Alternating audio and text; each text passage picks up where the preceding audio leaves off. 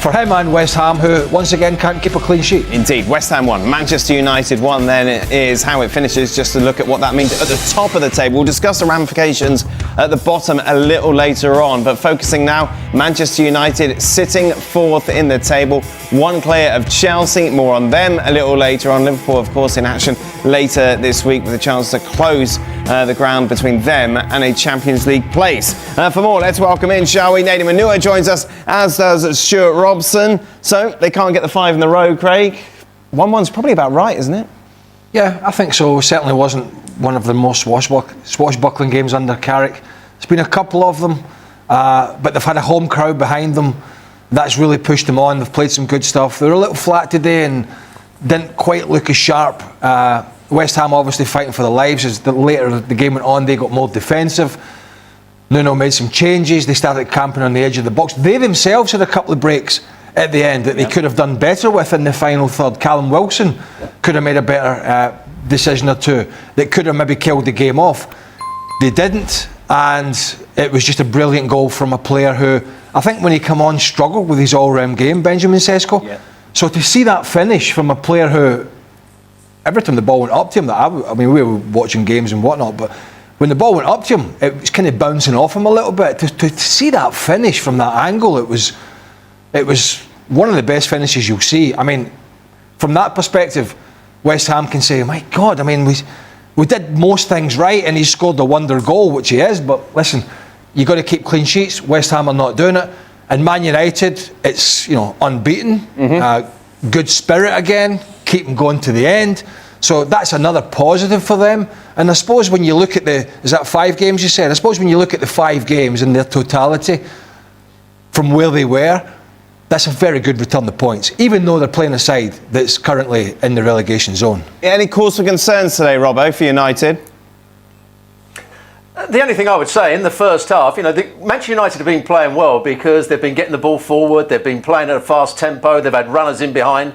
But I was surprised that he played Mbeumo out on the left wing. So Cunha was playing centre forward, but always wanted to come short to receive the ball. Bruno Fernandes was playing quite high, but he only made 1 forward run, and that was in behind when he lifted it over the goalkeeper. And Ahmad was wide out on the right-hand side. So I was disappointed with the position that Mbeumo was playing, because he's the one player that gives you that threat in behind, keeps making those runs. And because there was nobody running in behind, Manchester United took too long on the ball, were too slow with their passing in that first half, and it allowed West Ham to do what they do quite well, or what they have done under Nuno Santos quite well, which was to defend quite deep. They got players behind the ball, and then they tried to play on the counter-attack, as he did at Nottingham Forest. So it was an okay performance from Manchester United, but not the sort of speed and intensity that we've seen from him in the previous 4 games. Well, Cunha's quick, Robbo, isn't he? But he doesn't want to play on the shoulder. He doesn't want to play in behind. He wants to come short. He wants to drift. Absolutely. Where Brian Mbeumo, it's kind of natural for him to play to try and run in behind. If you watched him at the weekend, they went, particularly in the first half of the game, they went long quite a lot when they were pressed, and they went long and tried to go long and over the top from Lamens to Brian Mbeumo. So that was a little strange, and I agree with Stuart, we didn't see Bruno Fernandes in as good of positions since he's moved back into this 10 role as we have in all the other games, and maybe that's credit to West Ham, because maybe they were flooding that area and he was having to go and find these spaces. He was having to go and look for the ball more than he has been in games that have been a bit more open, and he's found some great spaces and he's really linked that midfield and forward line. We didn't really see that today. It wasn't a disaster for Man United, and they dug a point out, and they're very much in this race for Champions League football, which is, bearing in mind where we've been with this Ruben Amorim conversation when he was at the club, was kind of unthinkable in some sense.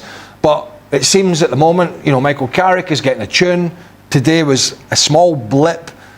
But when you look at Liverpool's struggles, and when you look at Chelsea have dropped some points, and you look at the rest, Manchester United are very much in this race for Champions League football next year. Just a bit of a blip, Nathan. That is generally how it feels, doesn't it? Yeah, I would say so. I think in the previous 4 games, you've seen them play a more expansive and exciting game of football at certain times. They've obviously been robust within that. But what I would say is this game against West Ham, because West Ham exist in a blind spot of so many of us, it's very easy to say, well, United should have done better. I think this is a West Ham side that in some ways turned a corner, made that sort of chase to try and survive more interesting. Because I think if United would have played them just a month ago, West Ham had just lost 3-0 away to Wolves and lost 2-1 at home to Nottingham Forest. But since then, we've seen them play well against Chelsea. We've seen them, say, batter Spurs, whatever that means these days, away from home. They've just won 2-0 away at Burnley quite comfortably just the other day.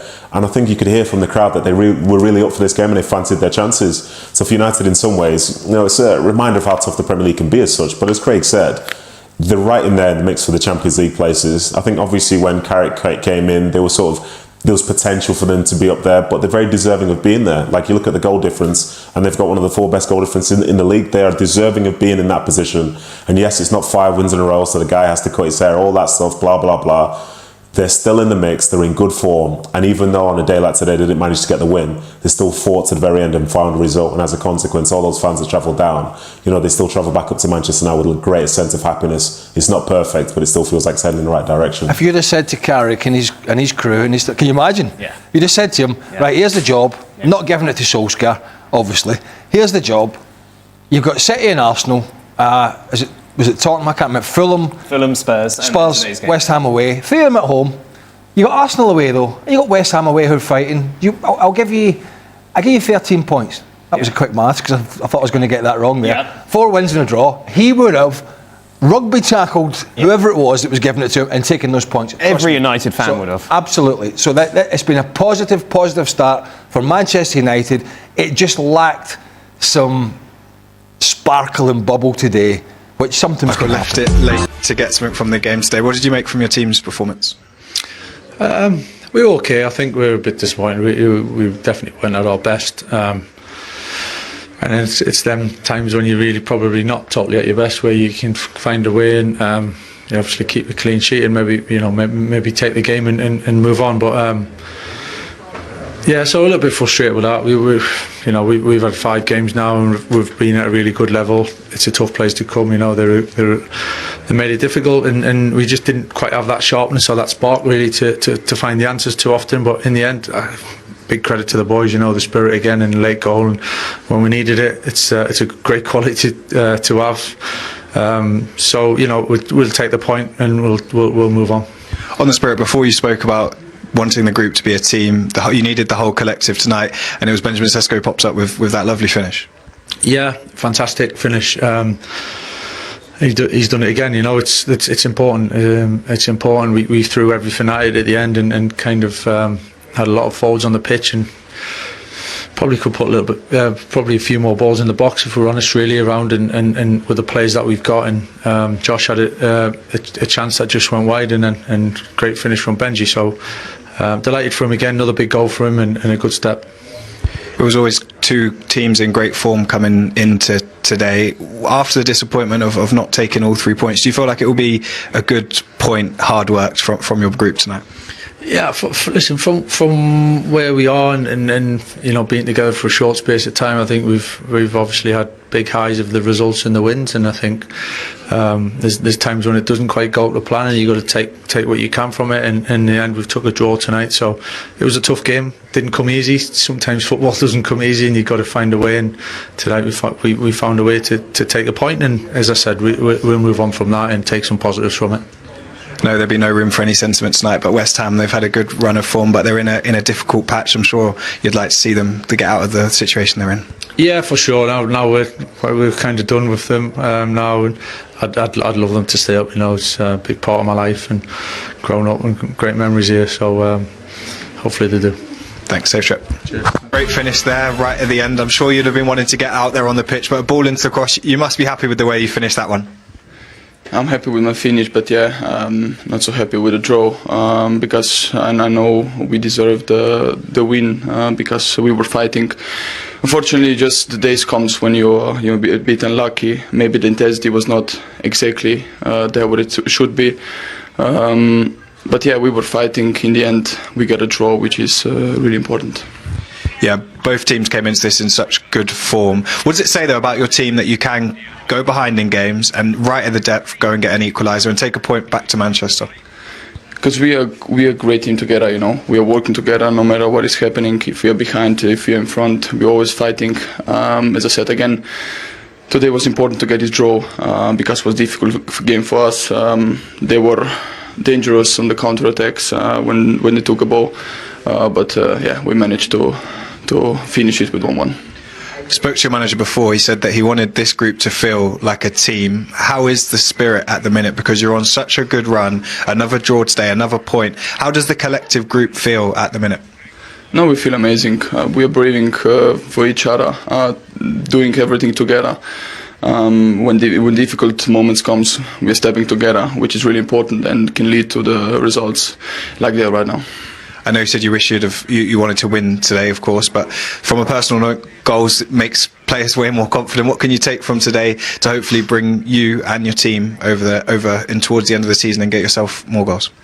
I think we just have to keep on going like we were doing the last games. We have to keep in mind that we have to breathe for each other, and we have to take care in every single situations, every second of the game, to be focused, to be on point, and obviously when the chances are coming, to finish them. Well done, sir. Thank you. Good word, that. I don't know what you mean. I think mixed, to be honest. Mixed feelings. I think we know we weren't quite at our best. I think credit West Ham for that, a little bit of closing certain spaces up, but I think we can be better. The boys were a bit frustrated and disappointed probably with that, which is a really good sign for me. You know,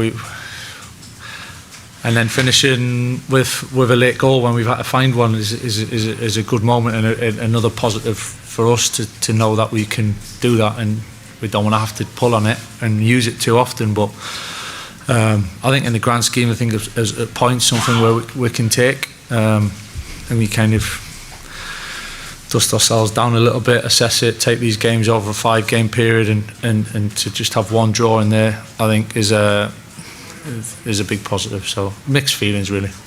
You gambled at the end in the last 10 minutes when you brought Xerxes and went free at the back, but you risked it and they could have got second. That was worth it to get it. It's always worth it, yeah. It's always worth it to try and get something out of the game. I think I have to say credit to Lenny. I thought his two bits of defending 1v1 and defending the counter attack, which we knew he was going to have to do at times, throwing the bodies forward. I thought them 2 moments where he's blocked and were huge moments, so he deserves a lot of credit for that, to give us the chance to then go and get the goal that'll kind of get something out of the game. And we had moments. Josh had a chance, obviously Casemiro had the chance, which I'm not seeing it, but must have been close, and then big moment for Ben. So yeah, we had to go for it. You know, we had to try and get something out of the game, and credit to the lads for keep going. Hi, Michael. How much thought did you give to starting Benjamin tonight? He's obviously made an impact off the bench a few times.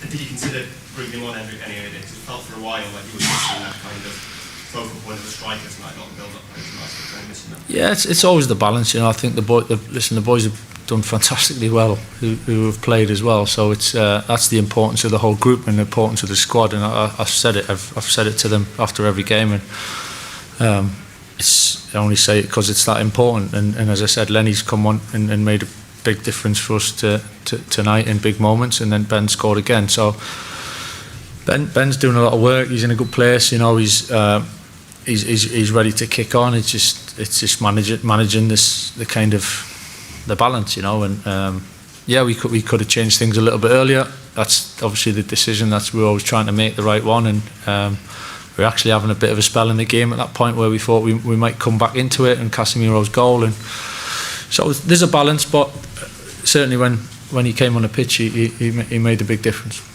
Andy? Hi Michael, it's the first time you've not had like a full week into a game. How much did the difference did that make in terms of preparation and performance? That is what it is. That didn't make a difference for us. I think we know how hard it is to put a run together in this league. Every team shows that. It's not easy to build and win every game, you know. So sometimes you got to pull on different things. Sometimes it naturally comes and it flows, and you get everything clicks and you look really dangerous and there's a spark. Sometimes it's a little bit more difficult, as Simon says, maybe a little bit stodgy, but it's sometimes it just doesn't quite work. You got to find the answers and find a way. And listen, we prefer to be doing it with a clean sheet. I think if we were really, we we'd have a clean sheet and give us a chance of winning the game. That's the frustrating one, really, with the goal that we conceded from a flow that was kind of in at their corner. That's but sometimes you got football throws things up and you got to do it. So as I said, in the grand scheme of things, we've managed to take something from it and move on. Rob and then Carl. Just on Ben, it's obviously a big move for a young striker to come to the Premier League. And at times before you arrived, it was a little bit short of confidence, but he's come up with 2 massive goals for you now, and the finish tonight, it looks like the finish of someone who's been in the league for years.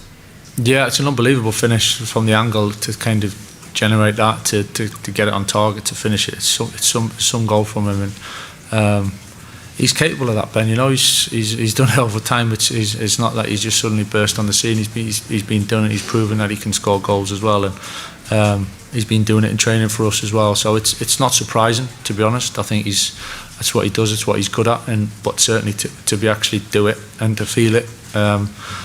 As I said, the last one would have done him the world of good. The winner tonight, a little bit different with the emotion of the game, but certainly important and a big moment for him and us. Good evening, Mr. Carrick. I just want to talk about Kobbie Mainoo a little bit. He's often described as a midfielder who doesn't always make the highlight reel. As someone who used to be a midfielder is now a coach.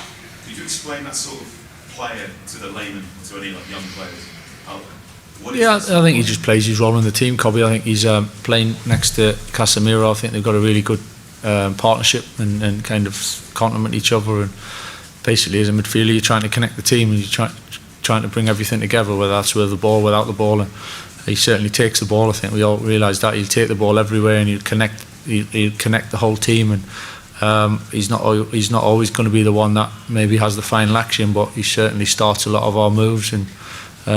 He's having a big impact on the team at the moment, which is great to see.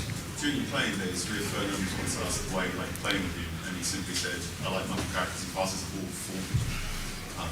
When you're up against a team like West Ham Saturday, how hard is it to get the ball forward? Yeah, it's challenging because listen, we're all craving for it. I'm on the side of the pitch, and you're wanting them moments where you can open them up and you can be really positive.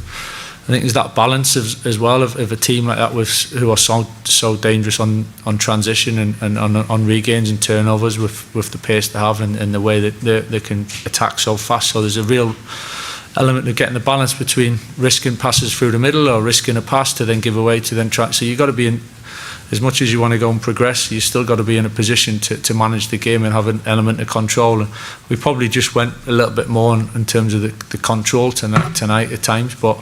That's something we'll get towards, and the fact that we still scored the goal at the end, I think we can't be too down or too disappointed. I think there's you got to understand the context of the game and where we're at, and we can still take a lot from the game.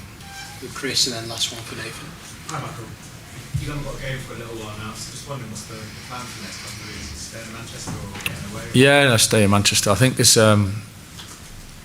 a chance to do a bit of both, of refresh a little bit, a few boys carrying knocks and niggles and a few strains that we can kind of clean up as you would expect at this stage of the season, and then obviously do some good work. And I think they do need a little bit of a breather and kind of digest the way we're at really after this period of time, and take a deep breath and then come back, learn from it and kind of clear the head and come back stronger again. So it'll be a little mixed, but it's a strange one, obviously, 13 days, but we'll definitely use it and make the most of it. Late goals were a bit of a tradition at this club. Arsenal, West Ham, and Fulham, seen that. Has that been a bit of a message from you to the players, or to always keep going? I think it's a huge part of it. I think you've got to have that spirit, and then sometimes you've got to find a way, And we all try and want the perfect kind of performance. Well, not perfect, but the kind of best we can be. Sometimes it doesn't quite happen, but it doesn't mean you give up. And we obviously went for it. We went with 3 at the back, and the rest all attacking basically towards the end to try and find that goal. And I think that's the way we should do it at that moment. And we managed to pull it off. So I was delighted with the boys. And Michael, just on the attack, you've got so much versatility, especially when Ben's on there, Brian, playing the left, Bruno. How difficult is that to try and find the right balance? And obviously with Ben, it's a slightly different game. Yeah, I think there's a little bit on different games as well, and situation in games and how you want to attack. where the space is or what the game looks like. We probably didn't quite get the balance right, if we're honest, for the first part of the game, which happens, that happens, and sometimes, teams are allowed to stop you from scoring, so we just got to find that way, but we kept going and mixed things up, and because we have got that flexibility, I think it certainly helps to find different solutions. Mikel Arteta's work at Arsenal is being viewed in an even brighter light after the recent coaching shakeups elsewhere. With Chelsea parting ways with Enzo Maresca and Manchester United moving on from Ruben Amorim, the contrast is hard to miss. Arsenal has kept moving forward under Arteta, giving him time through difficult stretches, and now seeing the payoff as the club pushes again in the Premier League title race. It also raises a bigger question about strategy. While Chelsea and United are changing direction again, Arteta has been in place for more than 6 years, outlasting a long list of managers across those two clubs in that span. That stability has become part of the story, and it was a major talking point on the Seeing Red podcast with Tom Canton and John Cross. Beyond reacting to Amorim's dismissal and breaking down wins over Aston Villa and Bournemouth, plus Manchester City's loss to Chelsea, the conversation kept returning to one core idea: structure. Not just who is the coach, but how much power that coach has, and whether the club is built to support a long-term project. Cross pointed to Arsenal as a rare example of patience turning into real strength. He argued that Arsenal's willingness to back Arteta through the messy early phases helped create the stable position they're in now, and that this kind of time and support investment is what can turn a club into something truly solid. Canton's response was sharp and honest. Arteta's arc, he said, has almost become a problem for other clubs, because it tempts them to keep coaches they probably shouldn't. But at the same time, it's still the best example of what can happen when you hire the right person and actually give them time. And that time wasn't smooth. The discussion highlighted how Arsenal could easily have pulled the plug early. 2 8th-place finishes, then 5th, missing out on the Champions League, and a Europa League semi-final exit to Unai Emery's Villarreal. Any of those moments could have pushed a club into panic mode. Instead, the argument is that Arsenal recognized the bigger reality. Arteta didn't have the resources to compete at the required level right away. The squad needed a rebuild. The roster needed to be refreshed. That's where the comparison to Chelsea and United becomes even more pointed. The podcast suggested that recruitment and decision-making structure are often what determine whether a coach survives. If signings don't land, results suffer. And if a coach doesn't have enough influence, or the club isn't aligned behind a clear plan, it becomes much easier for things to collapse. In other words, giving time only works if the coach is empowered to shape the team in a way that matches the vision.